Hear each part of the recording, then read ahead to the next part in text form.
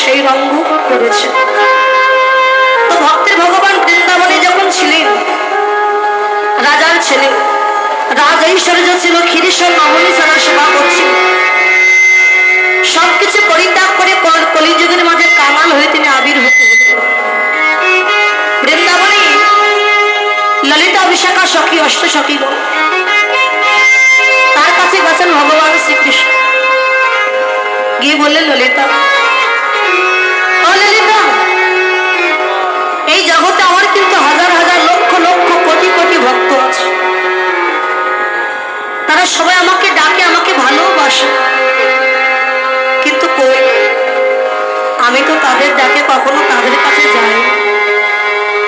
কিন্তু তোমরা বৃন্দাবনের গোপীগণ আমাকে এমন কি দিয়ে ডাকো যে তোমরা ডাকলে আমি আর থাকতে পারি না। আমি যেখানেই থাকি উন্মত্ত পাগলের মতো আমি তোমাদের কাছে চলে আসি। বলো না কি দিয়ে ডাকো, কি আছে ওই ডাকের মধ্যে? ললিতা বললেন, কৃষ্ণ, এটা তোমার অযৌক্তিক প্রশ্ন। ভক্ত ভগবানকে কি দিয়ে ডাকে ভালোবাসে এটা আমরা মুখে বলে তোমায় বোঝাতে পারবো। যদি বুঝতে চাও তাকে দেখো এই জগতের দিকে। একটি বাচ্চা ছেলে মায়ের কাছে গিয়ে মায়ের কণ্ঠ জড়িয়ে ধরেছে, মা, ও মা, তুমি আমাকে ভালোবাসো? খোকারে, এ আবার কেমন কথা? 10 নয় 5, তুই আমার একটি মাত্র বুকের মালিক, মা বলা ধর। আমি তোকে খুব ভালোবাসি বাবা। ভালো তো বাসো, কিন্তু কতখানি ভালোবাসো একটু ওজন করে মেপে দেখাতে পারবে? 1 কিলো ভালোবাসো নাকি 2 কিলো নাকি 5 কিলো?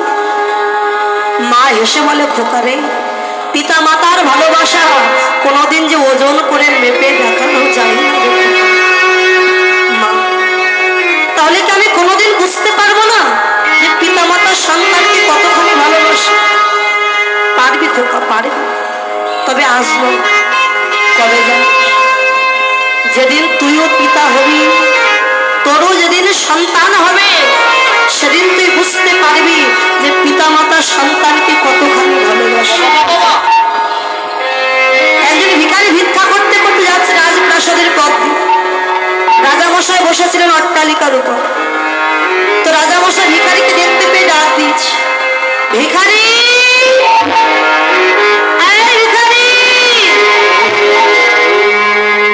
ভিখারি দেখছে রাজামশাই যখন ডাকছে নিশ্চয় অনেক ধন সম্পত্তি দেওয়ার জন্য ডাকছে।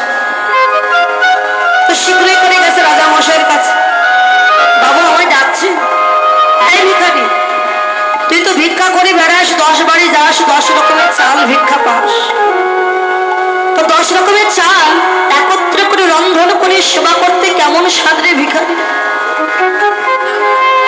ভিখারি বলে, বাবু, 10 বাড়ির চাল একত্র করে রন্ধন করে সেবা করতে কেমন স্বাদ এটা মুখে বলে আমি আপনাকে বোঝাতে পারবো।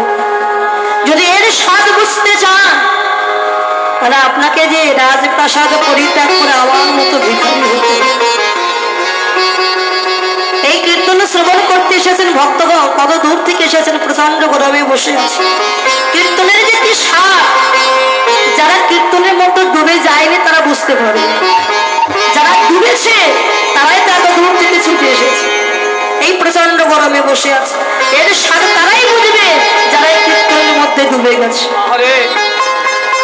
তাই ললিতা বললেন, কৃষ্ণ, ভক্ত ভগবানকে কি দিয়ে ডাকে এটা যদি জানতে চাও, ভগবানের ভগবত্তা পরিত্যাগ করে যদি তুমি কখনো ভক্ত হতে পারো তবেই তুমি বুঝতে পারো। ললিতা, আমি তো ভগবান, ভক্ত হতে গেলে আমায় কি করতে হবে, কোন পথে গেলে আমি ভক্ত হতে পারো? যদি ভক্ত হতে চাও আগে নিষ্কিঞ্চন বৈষ্ণবের পদধূলি অঙ্গে মেখে নাও। যদি শুদ্ধ বৈষ্ণবের পদধূলি অঙ্গে মাখতে পারো তবেই তুমি ভক্তি পাবে, ভক্ত হতে পারো। ভগবান সারা বৃন্দাবন ধাম খুঁজতে খুঁজতে শুদ্ধ ভক্ত পেলেন শ্রীমতী রাধারানী। গোবিন্দ আমার যেই রাধারানীর চরণ ধুলি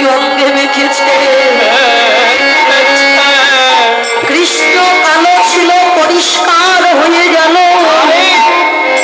কৃষ্ণ মূর্খ ছিল, পণ্ডিত হল, বাঁকা ছিল, সোজা হয়ে